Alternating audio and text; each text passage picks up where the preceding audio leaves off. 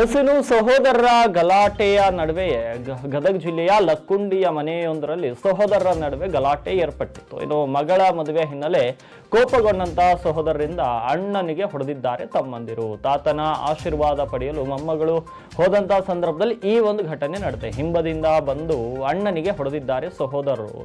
ಈ ಹಿನ್ನೆಲೆ ಆ ಮೃತನ ಹೆಂಡತಿ ಲಕ್ಷ್ಮಿ ಅವರು ಆರೋಪವನ್ನು ಮಾಡ್ತಿದ್ದಾರೆ. ಹೊಡೆದ ಕಾರಣಕ್ಕೆ ಅವರು ಸಾವನ್ನಪ್ಪಿದ್ದಾರೆ ಅಂತ. ಕಳೆದ 20 ದಿನವಾದರೂ ತನಿಖೆ ಮಾಡದ ಪೊಲೀಸ್ ಅಧಿಕಾರಿಗಳು ಕುಟುಂಬಸ್ಥರು ಈ ರೀತಿ ಆರೋಪ ಮಾಡ್ತಾ ಇದ್ದಾರೆ. ಪೊಲೀಸರು ಸರಿಯಾಗಿ ತನಿಖೆನೇ ಮಾಡ್ತಾ ಇಲ್ಲ, ದೂರು ನೀಡಲು ಹೋದ್ರೆ ಸರಿಯಾಗಿ ಸ್ಪಂದಿಸ್ತಾ ಇಲ್ಲ ಪೊಲೀಸ್ ಅಧಿಕಾರಿಗಳು ಅಂತ ಮೃತರ ಹೆಂಡತಿ ಲಕ್ಷ್ಮಿ ಅವರು ಆರೋಪವನ್ನ ಮಾಡಿದ್ದಾರೆ. ದೂರಿನಲ್ಲಿ ನಾವು ಹೇಳಿರೋದು ಒಂದು, ಬರೆದಿರೋದು ಒಂದು ಎಂದು ಮೃತ ಗಿರಿಯಪ್ಪನ ಮಗಳು ಪವಿತ್ರ ಕೂಡ ಆರೋಪವನ್ನ ಮಾಡ್ತಿದ್ದಾರೆ. ಕಾನೂನು ಸಚಿವರ ತವರಲ್ಲಿ ಕಾನೂನು ಸರಿಯಾಗಿಲ್ಲ ಅಂತ ಕುಟುಂಬಸ್ಥರು ಕಿಡಿಯನ್ನ ಕಾರ್ತಿದ್ದಾರೆ. ನಮಗೆ ನ್ಯಾಯ ಕೊಡಿಸಿ ಅಂತ ಗಿರಿಯಪ್ಪನ ಹೆಂಡತಿ ಅಳಲನ್ನ ತೋಡ್ಕೊಂಡಿದ್ದಾಳೆ. ಗಿರಿಯಪ್ಪನಿಗೆ ಹೊಡೆದಿದ್ದಾನೆ ಕುಮಾರ ಈರಣ್ಣ ಸಹೋದರರು. ಗಿರಿಯಪ್ಪ ಆಲೂರು ಮೃತ ದುರ್ದೈವಿ ಆಗಿದ್ದಾನೆ, ಹಾಗಾಗಿ ಕೊಲೆ ಮಾಡಲು ಯತ್ನಿಸಿದ್ದಾರೆ ಎಂದು ಗಿರಿಯಪ್ಪನ ಹೆಂಡತಿ ಲಕ್ಷ್ಮಿ ಆಲೂರು ಭಾರಿ ಆರೋಪವನ್ನ ಮಾಡ್ತಿದ್ದಾರೆ. ಕಳೆದ 15 ದಿನಗಳಿಂದ ಚಿಕಿತ್ಸೆ ಪಡೆಯುತ್ತಿದ್ದ ಗಿರಿಯಪ್ಪ ಸಾವನ್ನಪ್ಪಿದ್ದಾರೆ. ಸಾವನ್ನಪ್ಪಿದ ಹಿನ್ನೆಲೆ ಈಗ ಅವರ ವಿರುದ್ಧ ಕಾನೂನು ಕ್ರಮಕ್ಕಾಗಿ ಆ ಕುಟುಂಬಸ್ಥರು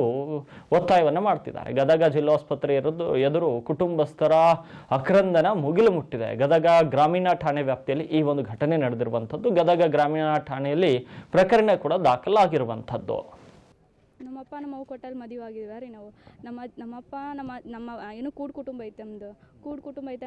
ನಮ್ಮಪ್ಪರು ಇನ್ನು ಹಿರಿಯರು ಅದಾರ, ಅವ್ರ ಕಾಲು ಸಮ ಆಶೀರ್ವಾದ ತೊಗೊಂಬರ್ರಿ ನೀವು ಅಂತ ಅಂದ್ರೆ ಕಾಲು ಮಾಡಿ ಆಶೀರ್ವಾದ ಮಾಡೋಕ್ಕಂತ ಹೋಗಿದ್ವಿ. ನಮ್ಮ ಅಜ್ಜ ಆಶೀರ್ವಾದ ಮಾಡೋಣ, ನಿನ್ನ ಹಣೆ ಬರಲಿತ್ತವ ಚಲೋ ಆಗುತ್ತಾ ಅಂತ ಅಂದಾರ. ನಮ್ಮ ಕಾಕನವ್ರು ಉಷ್ಟ್ರಮೆಂಟಿಯರು ಅಡ್ಡ ನಿಂತು ನಿಮ್ಮ ಸಂಬಂಧ ಇಲ್ಲ ಅಂತ ಹೆಂಗೆ ಬಂದ್ರಿ ನೀವು, ಸಂಬಂಧ ಇಲ್ಲಾರದಲ್ಲಿ ಇಲ್ಲಕ್ಕೆ ಬಂದ್ರಿ ಅಂತಂದು ಏಕ್ರೂಮ್ ಜಗಳಕ್ಕೆ ಬಂದು ನಮ್ಮಪ್ಪನ ಹಂಗತ್ತೆ ಎಲ್ಲ ಹೊಡೋದು, ಎಲ್ಲಿ ಬೇಕು ಅಲ್ಲೆಲ್ಲ ಹೊಡೋದು. ನಮ್ಮಪ್ಪ ಮುಂದೆ ಮಾರ್ಲಿ ಹೊಡೆದಿದ್ರೆ ಏನೂ ಅನಿಸ್ತಿಲ್ಲ, ಹಿಂದೆ ಮಾರ್ಲಿದ್ದ ಬಂದು ಹೊಡೆದಾರಿ.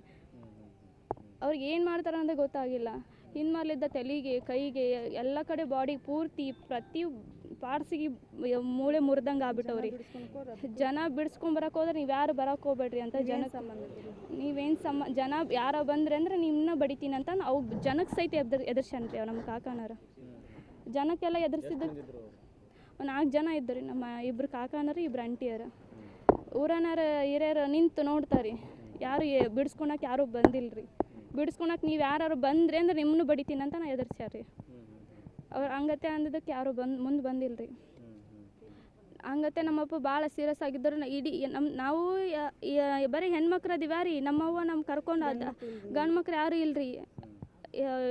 ಅದೇ ಬಡವ್ರು ಯಾರ ಹಿಂದೆ ಯಾರ ಗಂಡು ಮಕ್ಳು ಇದ್ರೆ ಎಲ್ಲರೂ ಮುಂದೆ ಬರ್ತಿದ್ರ. ಇವ್ರು ಬರೀ ಹೆಣ್ಮಕ್ಳು ಬಿಡಿ, ಇವ್ರದ್ದು ಏನಂತಂದು ನಿಂತೆಲ್ಲರೂ ನೋಡಾರಿ. ಇವ್ರು ನಮ್ಮ ಕಾಕನವ್ರು ಇವ್ರ ಮುಂದೆ ಎಲ್ಲಿ ಹೋಗ್ತಾರೆ ಬಾ ಅಂತಂದು ಹಿಂಗೆಲ್ಲ ಬಡದ್ ಬಿಟ್ಟಾರಿ.